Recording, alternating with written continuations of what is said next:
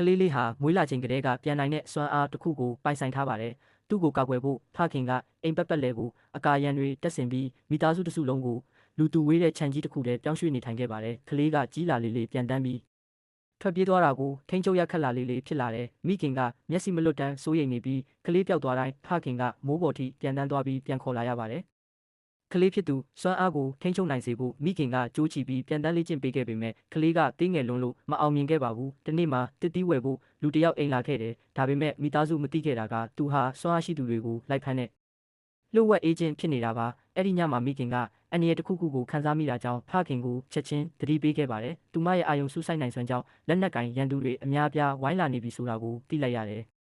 ဖခင်ကအခြေအနေကိုချက်ချင်းနားလည်ပြီးမိခင်နဲ့ကလေးကိုမြေအောက်လမ်းကနေထွက်ပြေးစေခဲ့တယ်။သူကိုယ်တိုင်တော့ရန်သူအားလုံးကိုတယောက်တည်းထွက်ပြီးရင်ဆိုင်ခဲ့တယ်။ဖခင်ကရန်သူတယောက်ကိုဖမ်းပြီးမိုးပေါ်ကိုပြန်တန်းထွက်ပြေးဖို့ကြိုးစားခဲ့ပါတယ်။ဒါပေမဲ့အဲ့ဒီရန်သူလည်းစွမ်းအားရှိသူဖြစ်နေခဲ့ပါတယ်။အခြားရန်သူတွေကအထူးကိရိယာတွေသုံးပြီးဖခင်ရဲ့စွမ်းအားကိုမိုးပေါ်မှာတင်ပိတ်ဆို့လိုက်ကြတယ်။အားကုန်လာချိန်မှာဖခင်ကသူ့ရဲ့စိတ်ဖြစ်ဆက်သွယ်နိုင်တဲ့စွမ်းအားကိုအသုံးပြုပြီးမိခင်ကိုမြန်မြန်ထွက်ပြေးဖို့တတိပေးလိုက်ပါတယ်။နောက်ဆုံးမှာတော့သူ့ခန္ဓာကိုယ်ကအားကုန်သွားပြီးမြေပြင်ကိုတဖြည်းဖြည်းကျလာခဲ့ပါတယ်။ဒီလိုမျိုး recap ကောင်းကောင်းလေးတွေကြိုက်ရင် follow လုပ်သွားနော်။